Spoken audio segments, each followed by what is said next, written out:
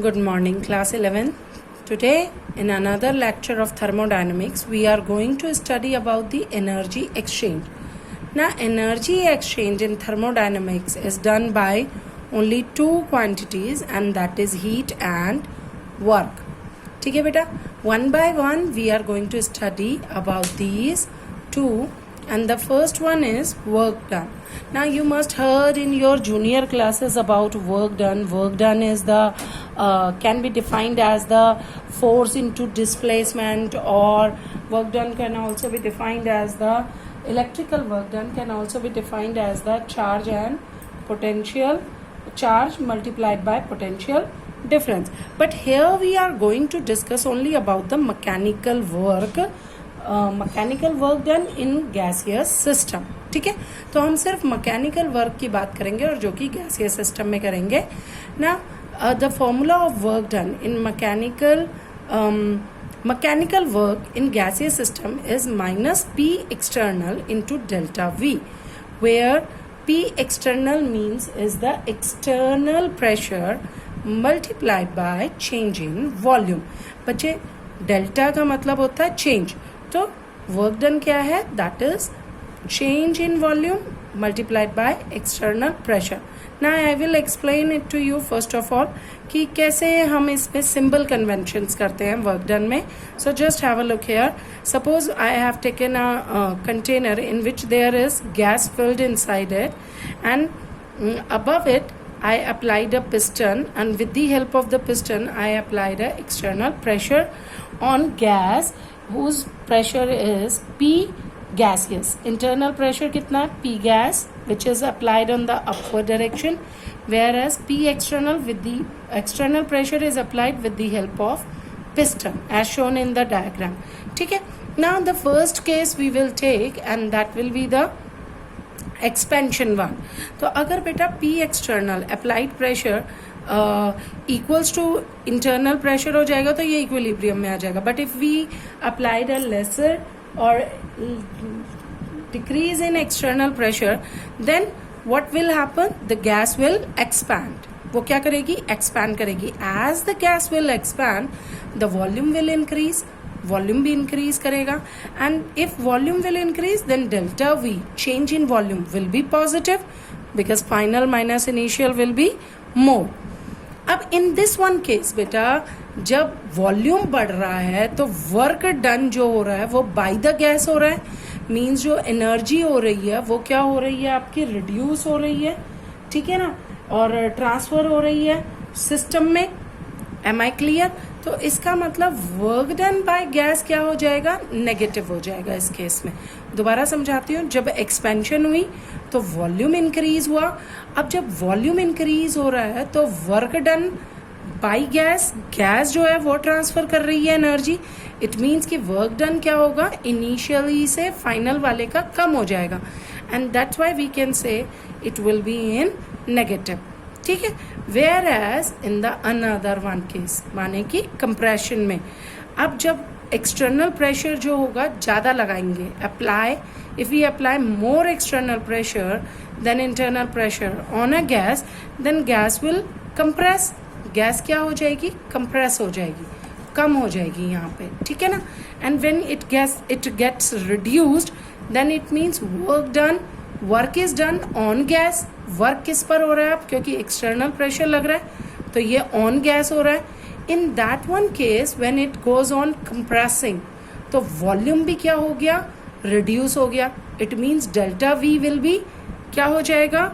Delta we will be negative, and work is done on the gas, because of which work जो होगा, final work ज्यादा हो गया क्योंकि वो अब ऑन गैस के ऊपर वर्क हो रहा है. So it means that will be considered as positive. यहाँ तक क्लियर हो गया? ये याद रखने वाला है, इंपॉर्टेंट पॉइंट है. That when work is done by gas, then it will be negative. In that one case, delta V is positive, and it is the case of expansion. Whereas when work is done on gas, then it is positive, and in this case delta V is equals to negative, and it is a case of compression. Now we will study about derivation of work done. ये आया कहाँ से formula? W is equals to minus p external into delta v. Now for that we have taken a container in which we take gas and applied a pressure, external pressure with the help of piston on it. ठीक है. Now in case of expansion बेटा please ध्यान रखेंगे किस case में? Expansion के case में what will be we see that इसमें जब हम गैस एक्सपैंड होती है तो सपोज इनिशियली वो यहां तक थी, after expansion it goes, it reaches till here. It means it changes its displacement, and that is if the displacement is denoted by x, then it is delta x.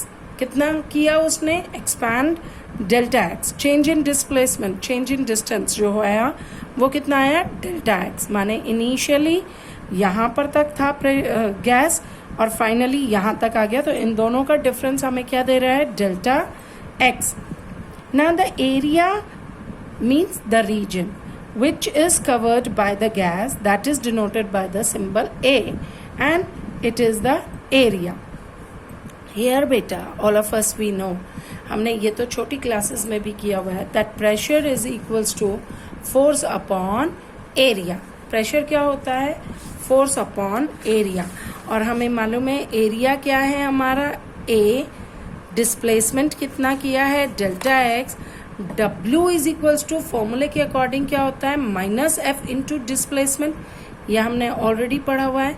Now we all of us we know pressure is equals to force upon area. So here from here we can say that force is equals to pressure into area.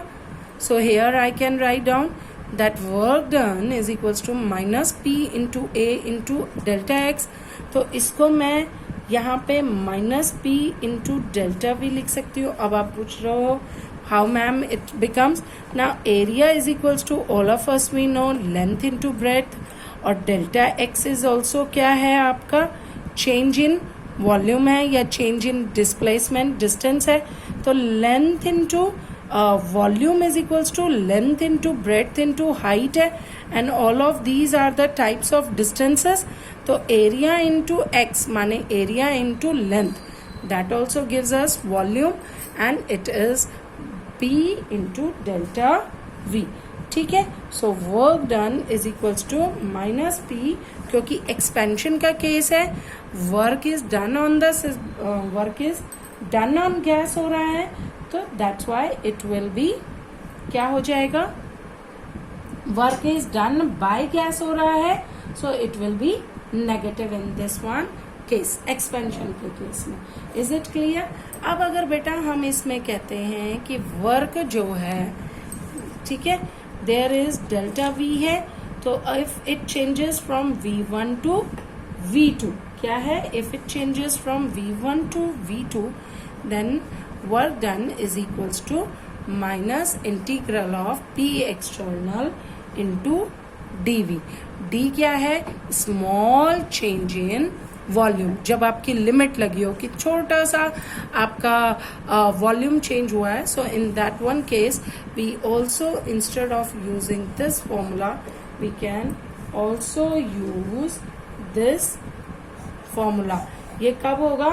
when work is equals to area which is under the PV curve. अगर मैं pressure volume का curve बनाती हूँ तो जो area PV curve के अंदर आएगा वो हमारा इस वैल्यू के इक्वल हो जाएगा.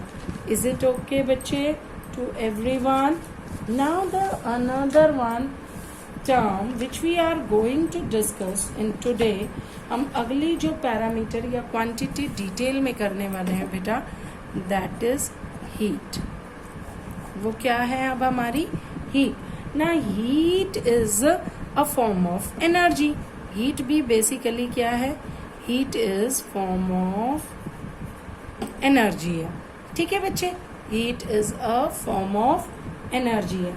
एंड हम इसको ऐसे भी कह सकते हैं that it is when energy exchange in between system and surrounding. ठीक है क्या? जब एनर्जी एक्सचेंज हो रहा है सिस्टम और सराउंडिंग के बीच में, when there is difference in temperature. ठीक है क्या है बेटा? जब डिफरेंस है किसके बीच में? टेम्परेचर के बीच में. किस किस के? सिस्टम और सराउंडिंग के. Then heat is a form of energy, या तब हीट कैलकुलेट करेगा आपका एक्सचेंज ऑफ एनर्जी को. Is it clear to everyone कि हीट वैसे जनरल वर्ड्स में it is a form of energy, but it is also use to calculate the energy exchange in between system and surrounding when there is difference in temperature. So basically अगर हम कहें तो heat is nothing but it is the transfer of energy when there is temperature difference in between system and surroundings. ठीक है बच्चे, ये clear हुआ यहाँ तक. अब आ जाते हैं, बात करते हैं हीट का सिंबल. तो symbol of heat is equals to Q. ठीक है, capital Q is the symbol of heat and its SI unit is joule. क्या होती है? joule, which is denoted by symbol J. ठीक है, इसकी SI यूनिट joule होती है और इसकी कॉमन यूनिट कैलोरी होती है. क्या होती है? कैलोरी होती है. and all of us we know relation in between joule and calorie is 1 calorie is equals to 4.182 joule. ठीक है, ये रिलेशनशिप होता है कैलोरी और जूल का. क्या? 1 calorie is equals to 4.182 joule. ना अब इसमें भी बेटा साइन कन्वेंशंस बहुत जरूरी हैं. So just have a look here. Heat given to the system that is equals to positive, or heat given by the system. बेटा ये बहुत इंपॉर्टेंट चीजें हैं, इन्हें ध्यान रखना. Work done on the system, work done by the system, heat given to the system, heat given by the system, that is equals to negative. भाई सीधी सी बात है कि अगर आप उसमें किसी सिस्टम का टेम्परेचर इंक्रीज कर रहे हो, उसमें जितना था टेम्परेचर उसका और बढ़ गया, तो सिस्टम का टेम्परेचर इंक्रीज हो रहा है, इट मीन्स वो पॉजिटिव हो रहा है ना. फाइनल टेम्परेचर ज़्यादा है और इनिशियली कम था. और heat given by the system माने कि आप उससे एनर्जी ले रहे हो, टेम्परेचर ट्रांसफ़र कर रहे हो सिस्टम से सराउंडिंग में. तो इनिशियली जो टेम्परेचर था वो ज़्यादा था और अब टेम्परेचर क्या हो गया? कम. तो दैट विल बी नेगेटिव. ठीक है, नेक्स्ट अब हमारा आ जाता है बेटा term that is specific heat capacity. ठीक है ना, specific heat capacity is what heat transferred, आपका क्या? heat transferred per unit mass by raising 1 degree Celsius temperature. यही होती है ना specific heat capacity. Specific heat capacity को हम C से डिनोट करते हैं and it is nothing but it is C is equals to Q upon m into delta T. So specific heat capacity is the heat transferred or heat required, और हम कह दें energy required, raise the temperature of 1 degree Celsius of unit mass. So that is known as specific heat capacity. ठीक है बच्चे?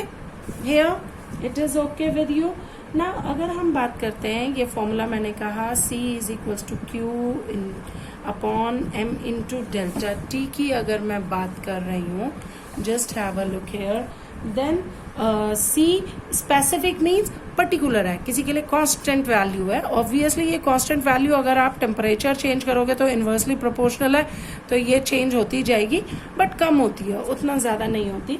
For example C for water, जो ही specific heat of water होती है, that is equals to 4.2 joule per gram degree Celsius होती है, ठीक है। तो this is specific heat for water. Now if I am talking about the specific heat capacity for gases, specific heat capacity for gases की बात करते हैं बेटा। बेसिकली हम गैसेस ही की बात कर रहे हैं अभी। तो गैसेस में सबसे पहले दो प्रोसेस के अंदर पढ़ेंगे हम, that is first one is isothermal. आपको मालूम होना चाहिए आइसोथर्मल में delta T is equals to 0 होता है, और हम कह सकते हैं कि no change in temperature, whereas if I am talking about the adiabatic, then in adiabatic no heat transfer take place, means Q is equals to 0. So now just apply, अगर मैं बात करती हूँ C specific heat capacity for isothermal process, then it is C is equals to Q upon M into delta T, which is equals to Q M into 0. सो इसका मतलब ये क्या हो गई, इन्फिनिटी हो गई, यही मतलब हुआ ना। तो for isothermal processes specific heat capacity is infinity. If I am talking about adiabatic process के लिए, तो it is also Q into M delta T, and Q की वैल्यू कितनी है, 0 है, तो upon M into delta T is equals to 0. It means for adiabatic processes it is 0. So हम यहाँ कह सकते हैं कि specific heat capacity for gases is in between 0 to infinity. इनकी वैल्यूज कुछ भी हो सकती है, कहाँ से कहाँ तक, 0 से लेके infinity तक, ठीक है। Now we are talking about the eight different process. हमने दो प्रोसेस बात करी, आइसोथर्मल और आपका adiabatic. Now if I am talking about the isochoric and isobaric process, तो अगर मैं बात करती हूँ CV की, ठीक है, किसकी, CV की, माने heat capacity at constant volume. बेटा क्या बात कर रही हूँ, heat capacity at constant volume. So it will B Q upon M into delta T, and similarly for isobaric process means heat capacity at constant pressure, then it also will be same Q into M delta T. तो ये तो same ही है, इनके अंदर units भी same जाएंगे, that will be joule upon gram degree Celsius. But now next a very very important topic is started up here, and that is molar heat, molar specific heat capacities। ठीक है बेटा, अब बात आ रही है किसकी, मोलर स्पेसिफिक हीट कैपेसिटीज की। Molar, अभी तक हम बात कर रहे थे ग्राम, यूनिट मास 1 ग्राम पर ग्राम, ठीक है। अब बात करेंगे मोलर की, means number of moles. Gases basically based on the number of moles और change their behaviour with change in number of moles. So that's why it is very necessary to study about the molar specific heat capacity, and molar specific heat capacity is denoted by capital C. ठीक है, ये small c से होती है जो specific heat capacity है, और molar specific heat capacity is denoted by capital C. It is basically the amount of heat required to raise the temperature of 1 degree Celsius in 1 mole of gas, या इसको ऐसे भी पढ़ सकते हैं आप लोग, the amount of heat which is required to raise the temperature of 1 mole of gas by 1 degree और सेल्सियस। दोबारा रिपीट कर देती हूँ, the amount of heat which is required to raise the temperature of 1 mole of gas by 1 degree Celsius. ठीक है, so in this one case the Cp is equals to, क्या बन जाएगा बेटा यहाँ पे, ये that is equals to Q upon N into, N हो गया ना, number of moles into delta T, and CV is equals to Q upon N into delta T. Now where Q is the heat transfer, delta T is the change in temperature, and N is the number of moles. Clear है इतना? ठीक है, now we are talking about, हम एक example के through आपको बताते हैं। जैसे कि मैंने बात करी हाइड्रोजन या चलो नाइट्रोजन गैस के लिए, ठीक है। For example if I am talking about for nitrogen gas, तो अगर मैं नाइट्रोजन गैस के लिए स्मॉल CV की बात करती हूँ, मीन्स ये क्या है, small CV means I am talking about specific heat capacity for 1 gram of gas. किसके लिए? For 1 gram of gas by to raise its temperature, to raise temperature by 1 degree Celsius, यही होगा। तो वो कितना बन जाएगा बेटा, CV बन जाएगा इसमें, ठीक है। अगर मैं बात करती हूँ इसी के लिए कैपिटल CV, कैपिटल CV माने मोलर स्पेसिफिक हीट कैपेसिटी की अगर बात करती हूँ, तो it will be for 1 mole of nitrogen gas, यही होगा ना, कितना, 1 mole of nitrogen gas. So it is the amount of heat which is required to raise the temperature of 1 mole of nitrogen gas by 1 degree Celsius, यही मतलब हो। तो इसका मतलब कैपिटल CV बराबर होगा आपके कितने मोल्स हो जाएंगे, N2 के कितना वो हो जाएगा इसके अंदर आपका, अगर ये आपका वो है तो 1 मोल में आपके हो गए 2 into 14, तो कितना बन गया बेटा, मोलर मास ही लोगे ना, मोलर मास ही लोगे, गिवन मास तो मेरे पास है नहीं ग्राम में, ठीक है। तो कितना बन गया, 28 स्मॉल CV। तो इसका मतलब capital CV is equals to number of moles into small CV, माने molar heat capacity, molar specific heat capacity is equals to क्या है आपका, मोलर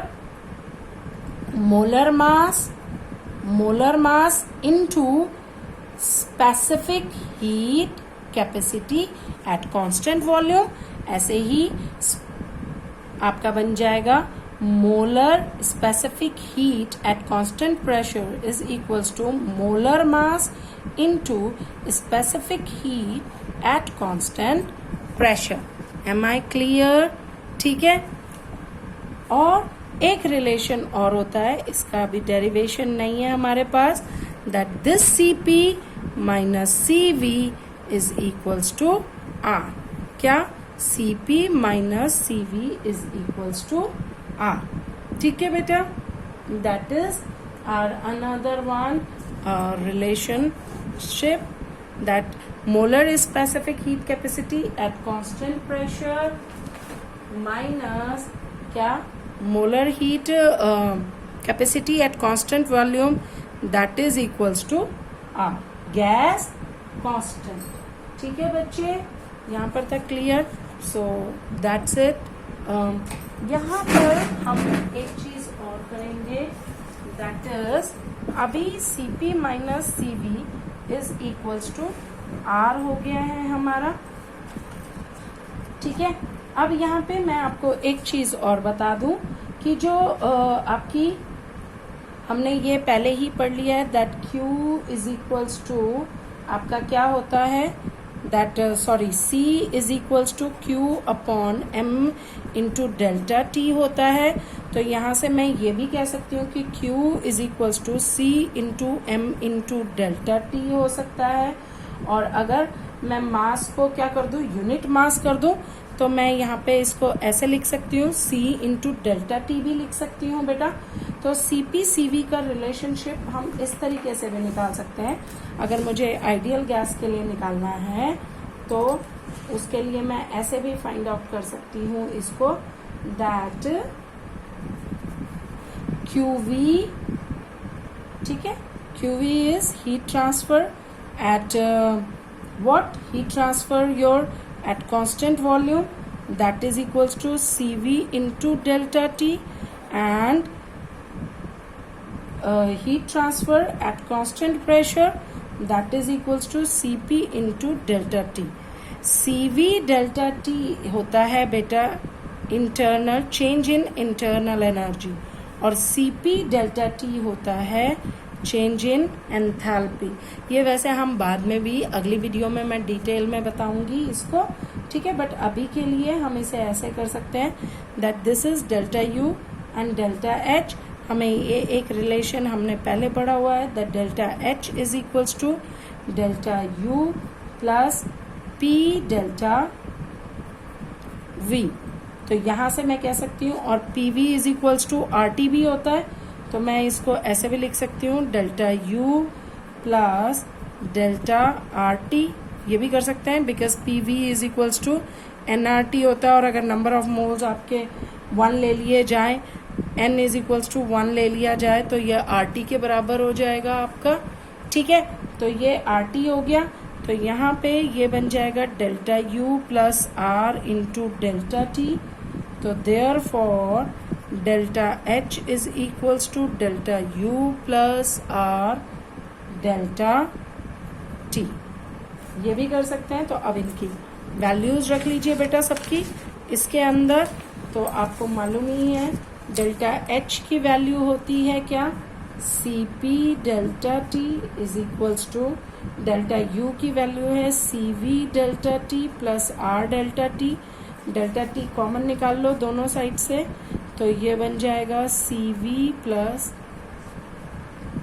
R, और डेल्टा T कॉमन निकल गया, तो ये आपका CP डेल्टा T से क्या हो गया, कट गया। सो हेयर ऑल्सो यहाँ से भी हम इस रिलेशन को कह सकते हैं that CP is equal to CV plus R, और CP minus CV is equals to R, ठीक है। So that's it, thank you.